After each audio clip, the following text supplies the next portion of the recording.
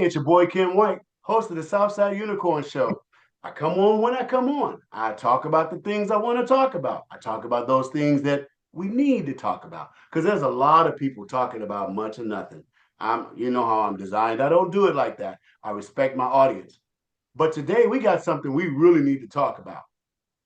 You ever seen the movie Fantasy Island with Ricardo Montalban and Villachet, and the plane is flying over, and my man runs out to the deck and he goes, "Boss, the plane," and the plane is coming, and Mr. Rourke, he knows everybody that's on the plane. He knows everything that's going down about that plane before it lands. Well, we don't have planes in America right now. We got drones. Boss, the drone, the drone.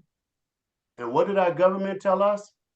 Oh, it's not from a foreign country and it's not us, but we can tell you it's not a threat. What? What you say to me? If you hired a private investigator to check do what we call sweetheart investigations, if you hired a private investigator to check on your loved one to see if they're being faithful, and they sitting at the table with you and you're like, so what you got for me? What's the skinny? And they come at you and go, well, we don't have any agents watching them right now. And we don't know where they are, but we're pretty sure they're not cheating on you. What?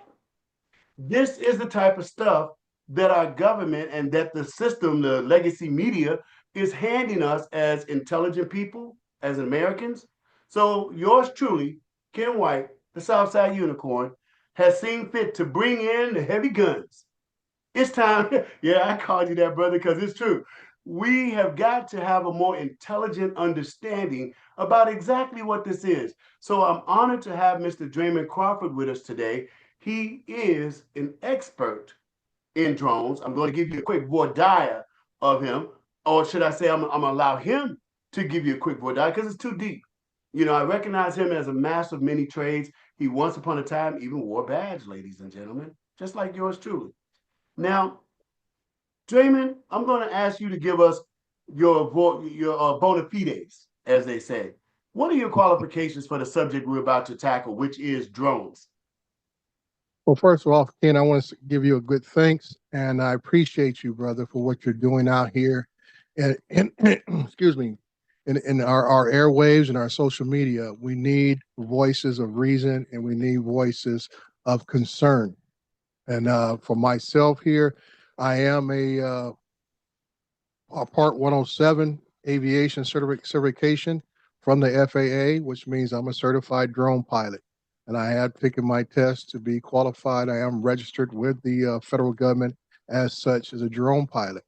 But the first thing I would tell you, working with drones is just a tool. That's all it is. I don't gain any I would say additional work or work specifically because I am a drone pilot. Me being able to use a drone enables me to give a different perspective of the work I do. Now, I'll follow that up by saying I am a certified construction inspector. I have a certification in erosion control, which spans all 50 states and about a dozen or so islands in the South Pacific. So that's my main certification for what I do. I'm also registered in the state of California as a QSP, which means a qualified SWIP practitioner, which means I have the authority to go out and make reports. I can shut down a job site if I need to, based upon conditions of the site that they're not following by the SWIP manual that they have. Every job site over an acre is mandatory by law to have a we call a SWIP manual on site. That is requirement. And then individuals like me go out and do my inspections, and one of the first things I do is let me see that manual, because that manual is going to tell me everything about that site, when everything's supposed to happen on that site, and how that site's supposed to be maintained. So that's why I say you either tell on yourself, like you're not following your own manual, and I'm there just to hold you accountable to what you're supposed to be doing. That is the main function of my work. Now, I do that as a sole proprietor on the side. I do work for myself where I work with surveyors and also a lot of developers doing, excuse me again, doing progressive work or progress work for housing developments. You know, a lot of investors come in here, they don't live locally. They might be in other states or halfway around the world, where the work I do, flying a drone, provides that video footage or mapping area of what's going on. And I do that every month on certain projects that I Mhm. provide that information for them. So once again, it's accountability. It's also about accountability for, as I say, money wise, because there's other things like stockpile reports. How much dirt is here? How much dirt do we remove? How much dirt do we bring in? All these Let me things can ask be you a done. question right here, Draymond. Yes. Did you go to the nearest Walmart and grab yourself one of those drones off the shelf and have at it? Or what does it require to actually lift the drone up into the air? I understand from a layman's perspective, there has to be licenses and the FAA gets involved. Am I right? What does it Well, require? there's two sides of the fence here. You have one side what we call hobbyists or recreational flyers. Those people uh, do not have to be tested like I did myself, and they can fly what we call flying for fun. They can go to a local park or even out their own front yard, Yes, backyard, FFF, flying for fun. flying for fun. So, you know, you have those individuals, and you also have those who may belong to a certified group, usually it's associated with the AMA, with fixed wing aircraft, which are also classified as drones. And individuals might Is go that those right? areas. Wait a minute. Yes. Let's go a little bit slower. I want to Okay. digest this for the audience. That's why I'm glad that you came on. Right. We're here to learn. So Yes. I'm gonna break it down a little bit. You're saying to me that planes are considered drones as well? The definition of a drone is a unmanned aerial vehicle or unmanned aerial system. Okay. That Okay. covers RC planes. It covers quadcopters. It covers what people more commonly might refer to as FPV, which basically stands for first person view, which most drones are all like that if you have a camera system on there. So anything in that fits in that category, the FAA classifies it as a drone. Now it doesn't say it has to be a certain, there's certain other sub classifications as far as weight and all that kind of stuff. Like for me, I can fly a drone anything up to less than 50 pounds. So Okay. So let me 49.9. let me start right there because that's Right, why I got you on, brother. Thank you right. so much for coming on. And I shouldn't use the word brother. Obama kind of messed that up for everybody. You know what I'm saying? It has a whole new connotation now. Right. So, Mr. Crawford, you Yes. said you can handle, that's what I'm giving that, but you can handle a drone up to 50 pounds, Right. and you have to be licensed for that. If you go above that, you have to be licensed, special waiver certification to fly above that level. Okay, Here's my here's legally. my here's my question, real quick. There are rumors and alleged sightings throughout America of drones in excess of what could easily be 1,000 pounds. That these drones are the size of mini cars, or small cars. What's your opinion on that? What would it take for that to be true? Well, once again, the factual part of it is there are drones that large that I can purchase, you can purchase. You Oh, know, really? if you want to spend 50 to $80,000, you can go order one. Okay. But once again, for you to fly it here in the United States, you have to get special waivers or an authorization. Usually those type of drones are flown in agricultural situations, flying over crops because they seed the crops and everything else. Those in the Midwest, here in California also, we have farmers who use drones for pesticide use purposes and for crop seeding purposes. And those drones Well, usually take 2 to 3 people to handle. right there, you walked right into what, and I don't want to use the word paranoia because I Hmm. believe in the American people. I trust their common sense. Yes. Draymond, you touched on a very tricky subject. You're saying that these larger sized drones are capable of transmitting chemicals and things into the air? That's what they're designed for, primarily for those who purchase them. And that's why I say you have to be additionally certified for that activity. It's even above what I have for me to have be able to have a certification to operate a seeding type drone or fertilizer type drone, things of that nature. There's always different levels of what you do. Now, to go back to what's going on the East Coast, Yeah, let's uh, talk about New Jersey for a minute. What is your okay. opinion about New Jersey? Well, let me throw this out there right now. I was just watching my news feed, and apparently earlier today in the Boston, Massachusetts area, there was an arrest. Uh, two individuals, two of the three individuals that were seen who were tracked, who were flying drones near Wouldn't Logan. happen to be from China, would they? No, I don't know. They didn't say what the drones were. I'm gonna give you the whole skinny here in a Okay, minute. Is I'm that jumping ahead. right? And they apprehended two of the individuals. They're looking out for the third one. But how they were apprehended is that the local law enforcement there in the Boston area had an officer who used drone surveillance equipment. This, as much as drones can do things, there is also anti-drone equipment that can survey a drone, can give you the remote ID identification of drone, and track that drone back to the operator themselves. That is why a lot of us in the drone community are kind of upset because we're hearing statements from elected officials and other folks who have these big platforms, and they're creating more of a hysteria than what's necessary. Because we all know there's equipment out there that our local law enforcement agencies and the federal government all have in their possession to track these drones at any time they want to. Oh, because I want to educate my audience at the same time. Aren't those systems called drone chasers? They have equipment that can actually chase a drone down. There's several names. One of the most popular names is called Aeroscope. Okay. Aeroscope I know is used by NYPD. And Aeroscope can do two things. It can track a drone back to the operator, or it actually can disable a drone to make it come in a controlled landing. It When can they just are, they can actually obfuscate that drone. right. It breaks off the control pattern of the operator and make it go into what we call auto land. Automatically tells the drone to land. Be true for every drone, or do you believe that? And again, ladies and gentlemen, a little bit of this is conjecture and speculation, but based on his experience and proficiency with drones, I feel comfortable asking him this question. Mhm. Do you believe that these sightings of these particular type of drones we're dealing with today, could those type of systems be disabled from a drone, or are they inherent with any drone? It can be disabled because one thing, there's always a common denominator, if it be a RC plane, a quadcopter drone, or the smaller, or it can be larger, we call FPVs, or even we call the heavy lift drones, okay, which is what you Mm, see in Hollywood using a lot of times with the bigger camera systems. All these all these drones have what we call a I'm trying to think of the proper word here. Basically, they have a control module built okay. in that sends a signal back to the controller on the ground and so forth. Now, anytime that signal gets disrupted, each of them have it. That signal gets just disrupted.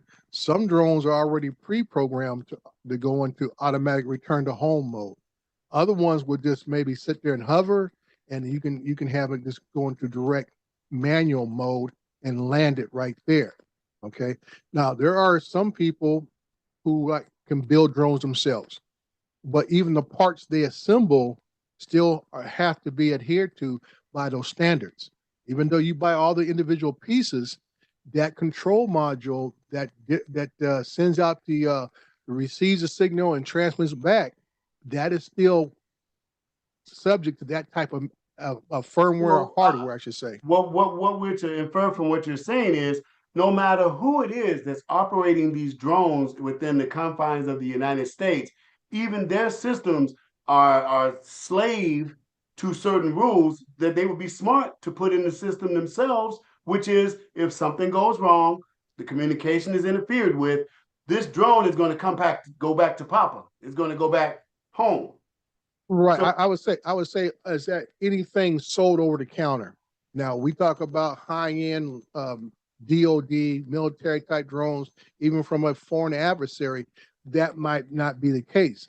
But what I've been seeing on the news reports, the ones I have been partaking of, these drones are flying with aviation lights on. They're adhering to all the rules and regulations we have. ah, Just like I've heard certain elected officials state that drones are not supposed to be flown at night. That is so far incorrect. We are authorized to fly at night as long as we have the navigational lights operating. And part of that agree. rule is that we have a beacon strobe that can be seen for 3 nautical miles. In addition to most drones that you can buy off the shelf, usually has the navigation lights on the left and on the right that come on at night. So there's three type of lights that you're going to see: a flashing strobe on top, which is normally going to be white, and you're going to have the green and the red for the left and right. So everything I've seen, these drones that they've shown on TV so far have all been following the navigational rules of our airspace. Now, So we I have was to go back to this question again. You said that there is technology available that can interdict these drones. So yes, our government, and this is the opinion of the Southside Unicorn Show, not Mr. Draymond Crawford. I am actually asking a question in a question. yes. These drones then are either being permitted to function or we're unable to seize control of them. And based on the information you've given me, it's more likely that we're simply allowing these drones to fly free in our country. Well, that just goes back to us getting a reasonable answer from our individuals, from our agencies, to be a little more transparent and be a little better at explaining what is or isn't taking place. Like I said, we know the technology is there to stop these drones. And I would say 80 to 90% of the applications that are out there flying. Okay. It has to be something custom built, custom made to circumvent our systems. And I do not believe in the what we call the mothership theory. You know, Iran, you and I both know, we both serve in the military. We know between the eastern seaboard United States and the western seaboard of United Kingdom, there's nothing that goes across the Atlantic we don't know about. yeah, I mean, we see the little minnows doing it. Now, I want to ask you a question real quick to help my audience get a better grasp. And I want to again thank you for being here. Mhm. Under normal conditions, in the world where everything is perfect, what are the general uses when you're not flying for fun? FFF, don't forget that, ladies and gentlemen, flying Mhm. for fun. When you're not flying for fun, what are the general uses of a drone? I will speak on my usage of a drone. I am in the construction industry. Like I said, I do survey work with surveyors. I do mapping work with construction companies. I do inspection work. Inspection right now here in the city of San Bernardino. We know we're building the Mount Vernon Bridge, rebuilding that. Every month I go out and I fly that bridge to see the progress of where we're at.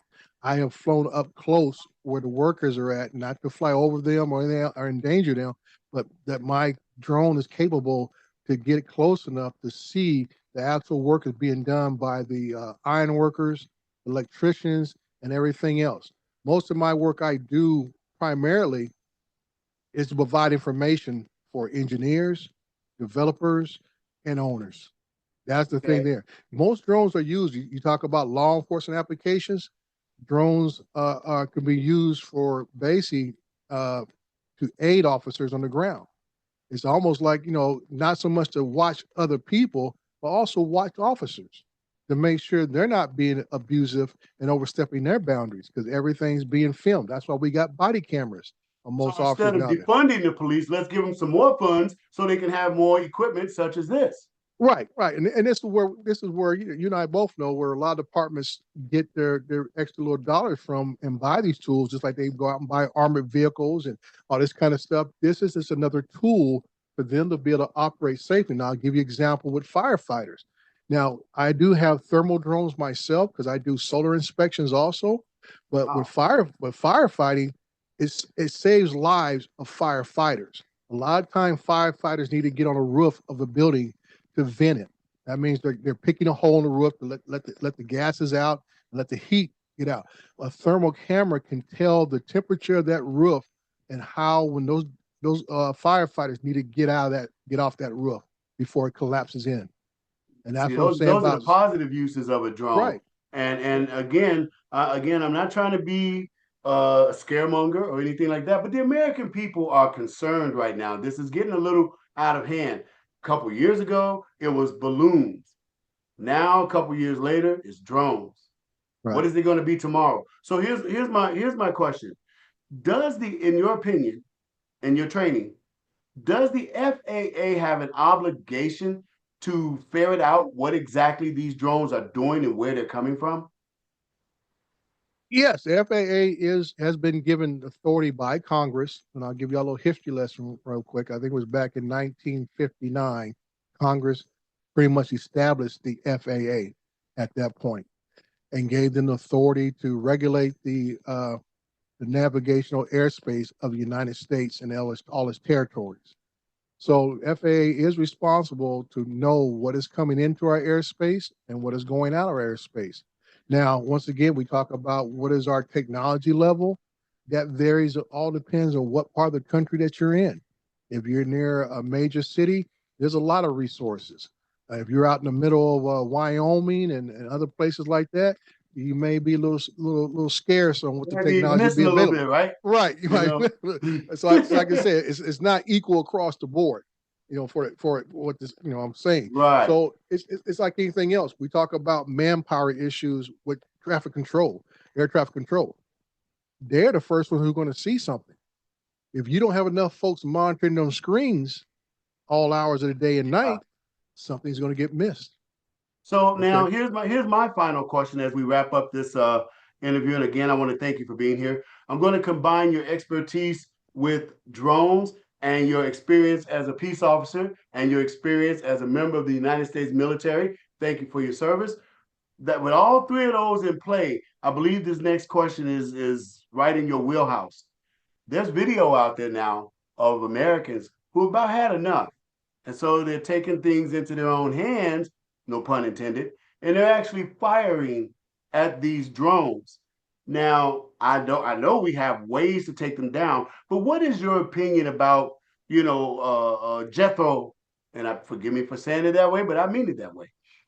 for, for Jethro going out there with his 12 gauge and popping some off. What is your opinion on that? Well, first of all, I have to say I wish our elected officials would take, I would say, be more mindful of their words, because a lot of times these individuals take what is said and they twist it and turn it into an incidents like this. There is a federal law. I don't want to quote the section off the top of my head, that if you fire upon an aircraft, now once again, the FAA designates what an aircraft is and isn't. A unmanned aerial system or unmanned aerial vehicle is designated as an aircraft. If you fire upon that drone, it's no different than you firing upon a 747. And The that's consequence. interesting you would say that because now, I'm a red, white, and blue type of guy, and I'm a dressed in type of guy too. Don't tread on me. Now, Mhm. when you say that, I hear what you're saying. Don't fire upon any aircraft. That's an FAA federal law. But shouldn't there be an italics or an asterisk that says unless it's foreign invaders? Well, you won't know that. I say, you're talking about people looking at aircraft that are several hundred feet above them. I mean, a drone is small. Most of the time, you can't tell which direction it's going unless you keep looking at it long enough to determine it went from point A to point B. You can't tell just by you first seeing it. You see the lights flashing on and off, or whatever the case may be. You come out and break out the 12 gauge, and you just start pumping off rounds, and you hit it. Now, you and I just know this theory, especially as peace officers. Okay, bullets just don't go into that sky and go into heaven. Okay, they come back down. Magical sky, yeah. Right. They come back down. So when you're firing upon something in the air, if it be a drone, aircraft, whatever the case may be, them bullets also come down and can strike somebody. And we know there have been cases of those type of situations occurring. Every New Year's Eve, we find Right. out that Newton's law is very true. A Right. round goes up in the air and it finds its way into the living room of someone's home. So, Right. regarding people taking aim, and I think I can intuit what you're going to say, but I got to ask. Hmm. Regarding I have a hashtag out, which is hashtag take them down. Now, I Hmm. understand that's a broad range of statement when I say that, but what is your opinion about people taking this into their own hands about dealing with these drones since the government seems not to want to do it? Well, one thing is I would tell people, do not fire any firearms at anything that's flying in the sky, because you don't know exactly what it is. It could be a paramotor. And I don't know if you know, a paramotor is when the guys that sit in a little seat, got a big old, like a big propeller in the back, and got the big Mm-hmm. wing sitting out. something you see in the old Jane Bond's Yeah. movie, stuff like that. Oh, that's Now, right. so I said, well, if you hit something like that, now you could possibly kill somebody, cause them to crash, and then what you're going to say? I thought it was something else. I We thought don't. it was the enemy coming to get us. Right. You thought it was an enemy coming to get. And tell you the truth, those are the same type of things that Hamas used to attack them people over in Israel. Paramotors. Oh, is that Same right? type. Oh, That's that's what right. They sure did on they October use those 7th. paramotors. That's Yeah. exactly what they did. Okay, use those type of So then tools. we're kind of in a quandary here, Right. Draymond. You're right, and I love this conversation. On one end, we do have to be prudent, responsible, and mature about how we're dealing with this mystery. But on the Hmm. other hand, we do have enough data and information from surprise attacks of December 7th, Pearl Harbor, from October 7th, Yeah. Israel. We do have Hmm. enough information on the other side that says, hey, this could be something. I'm glad you came on board to help my audience understand a little bit more about what drones are and what the government's responsibility is. If you have any suggestions on how we finally figure out what this is, I would love to hear it right now. Well, my biggest suggestion was be like something you and I have always been told and been taught to those in the public sphere, the civilians. Be the best witness that you possibly can. Get as much information best you can and give that to the local authorities so they can add it up and they can come together. Just like the situation in Massachusetts, this all came from activities that these individuals were doing a couple of nights in a row. Officers got out there, used the appropriate tools, tracked it back to the individuals who were flying it, and made an arrest. So you're Okay, saying somebody saw something and then right, somebody said something. right, and See that is something, say basically something. see something, say something, because trying to take things into your own hands has too much of a high risk aspect to it. And like I said, you don't want to be the one who has harmed somebody or caused a unfortunate death or a crash needlessly because of paranoia. And Exactly. that's what we don't want. It's almost an ironic prose on the idea of rush to judgment. Yeah. Yeah. So we're about to wrap up now, and I'm grateful for your time. I know you're a busy man. How do people get in touch with you if they want to make contact with you and take advantage of your experience? I do have a website, www.recovery1drones.com is my website for anyone looking for professional services. Also, if you just want to see my content, I do put out quite a few tutorials for those who want to get into the drone community on what to do and what not to do while flying. That's on YouTube under Recovery One Drones. So you can get more information by watching the videos, or you can, if you're looking for services that I can provide you, like I say, you can reach me on my website. Outstanding. Well, I want to thank you again for being here. Thank you for your service. Thank you for what you're doing for the great city of San Bernardino, which is on its way back. But let me say this. Listen to me. There's no place I'd rather be. There's nothing more I'd rather do than being right here doing this show for you. This is Ken White, host of the Southside Unicorn, with the guest Draymond CRAWFORD, and we are out.